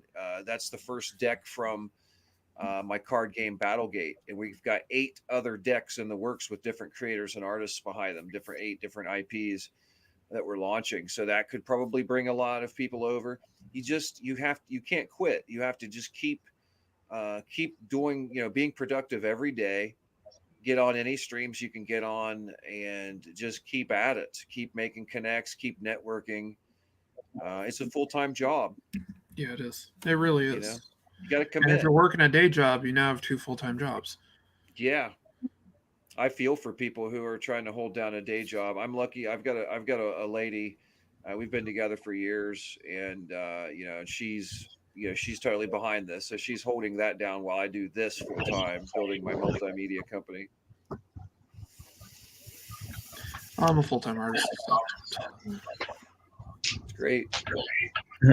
I'm about to get back into art after a long time. What was the other? You meant to tell Randy to check out Draw and Talk. Tyler Carpenter, he's got his head together on promoting and getting Kickstarters done and stuff. He's got a plan that's laid out for years ahead of time. He's on this whole thing. It's like, how can I get to $10,000 on a Kickstarter? And he's got a plan to do it. It's all laid out in a step-by-step process that he does. He's like, oh, I want to have alternate covers done. He has alternate covers picked out for artists for the next 5 years to get things done. It's like he's just done some awesome planning. I mean, he was on Well, we hosted him a couple of weeks ago to promote his Kickstarter, The Girl with the Mega Fists. Yeah. And yeah, he really has his shit together. My friend Ian's got a pretty good thing going with his Helena character. I mean, he's a full-time comic artist. He works for the group that basically does Rhode Island Comic Con and a few other conventions, and he does their comic book stuff. I can't remember the name of the company off the top of my head, but he also works for NEC Comics and draws The Tick. So he takes his stuff and he goes to like every convention, jumps on shows all the time. He live streams semi-regularly promoting his stuff. So it's like he's got his things out there, and he actually lifestyle. What? It's a lifestyle. Yeah. So yeah, it's all about basically, if you want to get far in this, you got to put yourself out there. Yep. Also, you got to be not afraid to get critiqued. Oh yeah. In fact, you really need to look at it for what it is, and it's a valuable gift when people critique your product, because companies out there spend millions of dollars a year to get market research, and get that kind of data. And when you're part of a community, like one thing I will say about Comicsgate is there's sort of a boot camp. It's very unofficial, but when you enter Comicsgate, you start going through this boot camp, whether you're an artist or whatever you are. It's going to teach you some of the things you don't know, like networking with the other creators. And some of us are going to we keep each other kind of in line. Like, some of the guys, if you can handle critique, once again, if you're professional enough, you can handle critique, they'll tear you apart. They'll tear your work apart, and you'll be better over time for it. I mean, I've seen so many artists come into Comicsgate, and after a year or so, being out there on the different draw streams and taking advice from some of these guys like Jimmy Reyes and some of these amazing artists out there, these guys are fucking aces now. Like Jimmy Reyes has tutorials. I want to get his inking tutorial personally, but Neff wants us to stop talking till he gets back. Do we have to freeze in place though? Because I could stop talking, but I don't really want to freeze in place. I want to see what Peter's doing up there actually. In better detail. I'll throw him up on the big screen. Us there, Pete. There you go. This is teasing us. This is Wildcat. Wow, dude. Yeah. Wow, that's got like a cartoonish in a way style. It's somewhere between cartoon and comic book. It's just wow, unique, dude. Yeah. Wow. How did I not see this? I follow you on Facebook. How did the artist I posted it around. I post on Facebook, on Twitter, on Instagram. It's easiest to see things on Instagram because it's just a feed. But this is Abel Parsons. Lucifer Storm wrote it. I'm the anchor. Allison's doing gray tones and lettering. So yeah, I'll actually throw up the gray Wildcat is a character. The character creator was Brian Smallwood, and he's doing an anthology. There's a link for right now. No, I posted on some where you can go sign up. That is super cool. So we jump back to this. And yeah, this is some of the gray toning I was doing on it. On page 1 and page 2. Nice. So I'm having fun with it. Hell yeah. Oh hey, is Pedro Ang here? I see him in the private chat. Was that earlier? Pedro's here. We got Pedro? Oh god, yeah, we gotta definitely bring Pedro on. Definitely gotta bring Pedro in. What's up, brother? Pedro, buddy, how's it going? Good. Back to civilization. We got power for a whole day. It was a nightmare. So how are you guys doing today? We're doing pretty good. 200th episode of Peter and I's show, so we're doing pretty good. Pimp Your Work Day. Awesome. So obviously, I know you got some stuff you're working on. You got to pimp that out for us. Oh yeah. Yeah, I have an ongoing campaign right now, Tropical Magics. It's live on Indiegogo, so guys, check that out. If you like what you see, please back it. I will eternally appreciate it. But right now, I'm in the process of animating something. Oh, you are? Yeah, because that's the good old bread and butter. So. Well, yeah, it's where you make your money. So. Yeah. So I can't really like shirk the thing. The work on Tropical Magics is done already. So I see it right there. Yeah, we're lettering now. Nice. We're in the process of lettering. So yeah, this is what I'm doing right now. We're got a slave girl dancing. All right. Mm-hmm. Yep. So that's looking great. Yeah, for a trailer. And is that an Open Tunes? Yep, Open Tunes. Yeah, it's Open Tunes. Yeah, I've been fiddling with that myself lately. That is great. So yeah, this is bounce right there because I know mine are pretty big and they don't bounce. They bounce a bit different than that. Yeah, this is fantasy bouncing. So yeah, it's been a very, very fun week. Tiggle biddies. So yeah, I'm a happy animator right now. That's looking great. That's looking really good.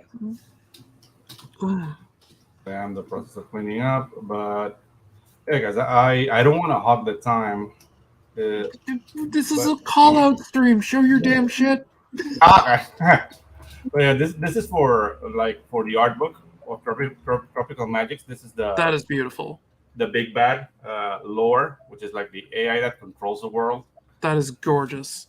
Did you do any of that in 3D or is that just all? No, it's all. Oh, fantastic! Done in the old way. You did it old school? Yeah. I don't hate CG, but I don't like CG. I hate working in it. So. Oh, I build gray boxes in CG and then I do all the drawings over them. Yeah. Yeah, I do a lot of construction.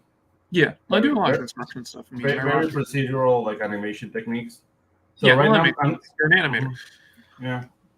So now I'm trying to mix animation and comic books. So yeah, I'm coming up with a hybrid style that looks like nothing, which is something. Have you looked at Jeff Smith? Yeah, I have. Yeah, because he's definitely got a hybrid style. No, I've noticed that, for example, T-Bird and Throttle have something that looks similar to what I'm doing, but yeah, it's not 90s, for which it was something that gave me pause in the beginning, because everybody was in love with the 90s. Okay, I'm not really doing that. But... Do your own thing. Yeah, exactly. This is basically the it's definitely looking good. The pages. This is the prologue, so I have no fonts showing it. But this is basically the style, the coloring, how the book's gonna look. It's 72 pages, and it's completely done, guys. It's a nice story. It's mixing Mad Max, Cheech and Chong, magic, and technology in the future. So yeah, I love this idea.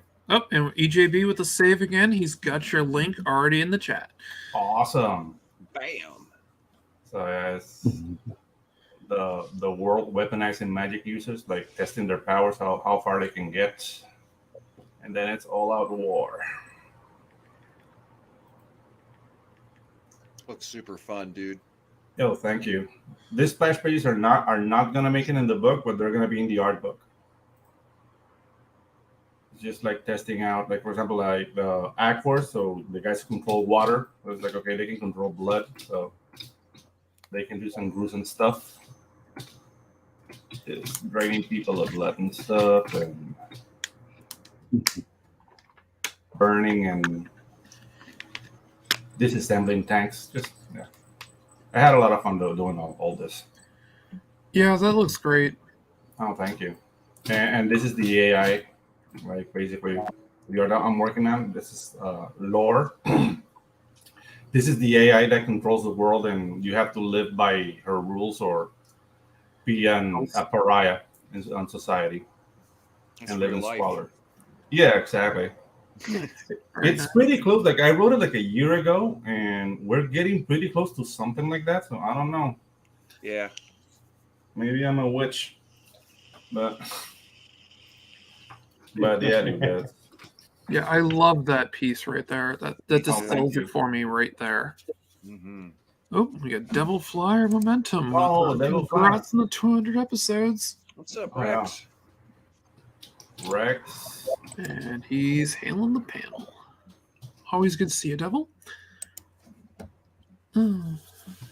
Okay. Yeah, I love that panel right there, man. That's really Hey guys, cool. I'm gonna head out. Thanks for having me on. Peace out, Rena. All right. You have a good Hey, Miss one. Rena.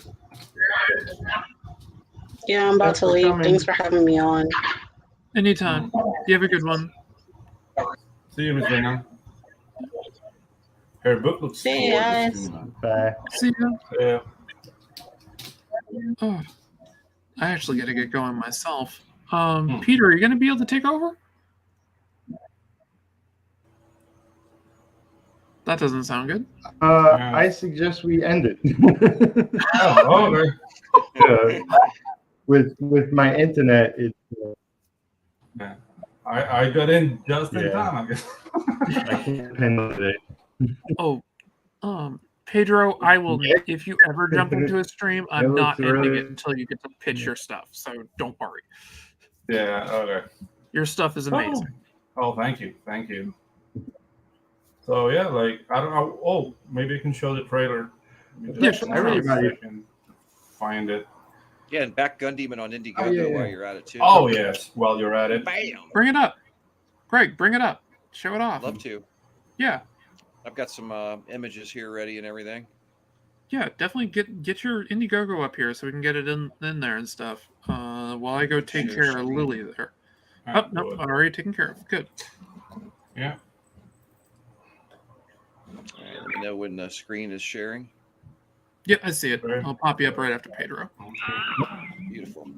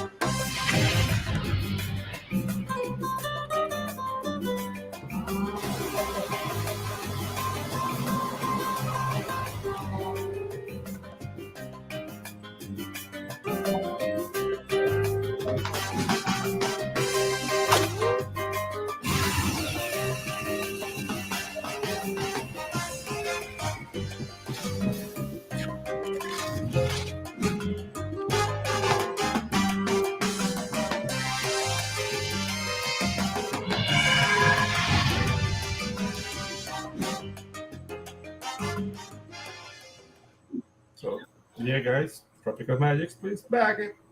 Yeah, I'm loving that. All right, I'm gonna throw up Greg's here for a sec so we can get his stuff in real quick. Got Gun Demon. Got All dogs right. barking. Is the share working? Sorry about that. I'll mute. Don't worry about it. Is the screen sharing? Yep. Yeah, I got All it up here. right. This is the main That's cover. gorgeous. Thank you. This is art by Said No Con, colors by Paul Billick, and this is set in a universe that is different from our Earth. This is a universe in which heaven and hell are planets that have extraterrestrials on them, namely the seraphim and the devils that have been warring on planet Earth for thousands of years. And our buddy Gunny here is a new model of humanoid demon that's sent to Earth for one mission, meant to just be cast away, you know, after the mission's over with. But he comes to Earth and he feels joy for the first time, makes a few friends, decides he doesn't want to hurt the humans. He rather likes humans, and starts slowly growing into a hero. This is the main cover. I've got 2 variant covers. This is the Bad Day cover. Oops. This is the layout. Damn it. Oh, that is awesome. I'm sorry. That's gorgeous, man. I'm not used to the this new interface. I've got a new laptop. My previous. Is that Windows 11? But this is the Bad Day cover. This is layout by Chris Oak and pencils and inks by John Howard and colors by Felipe Obando. This is my antagonist, Abaddon. You're going to see him wreck New Orleans in Gun Demon #1. The Guardian of the If you see Abaddon looking at you like this, it's really going to be a bad day. This is Carlos Villa. Carlos Villa did this. He's our main creature designer, and he just did this for fun and threw it at me. He said, "Hey, working on an Abaddon model for you." So here you go. Gorgeous. So this is going to go on a T-shirt. It's going to be the Bad Day T-shirt. And this is the other variant cover called Fight and Flight cover. This is art by Christian Rossi and colors also by Paul Billick. Christian is just one of my favorite artists right now in this era we're currently in of comics. He's freaking phenomenal. This gives you a look at what the actual sequential art looks like. This is my team of John Howard on pencils, Cheese Windhall on inks, and Paul Billick on colors. This is the birth of Gunny on page 1 right here. And got this triptych here of all 3 covers. When I sell retail later on, this is going to be reshaped so that there's sort of like a V where you've got Abaddon in the center. And I'm going to give a little bit of sort of tweak the angle a little bit on the side ones. And it's going to end up being the cover of the retail book. Is all 3 of these together.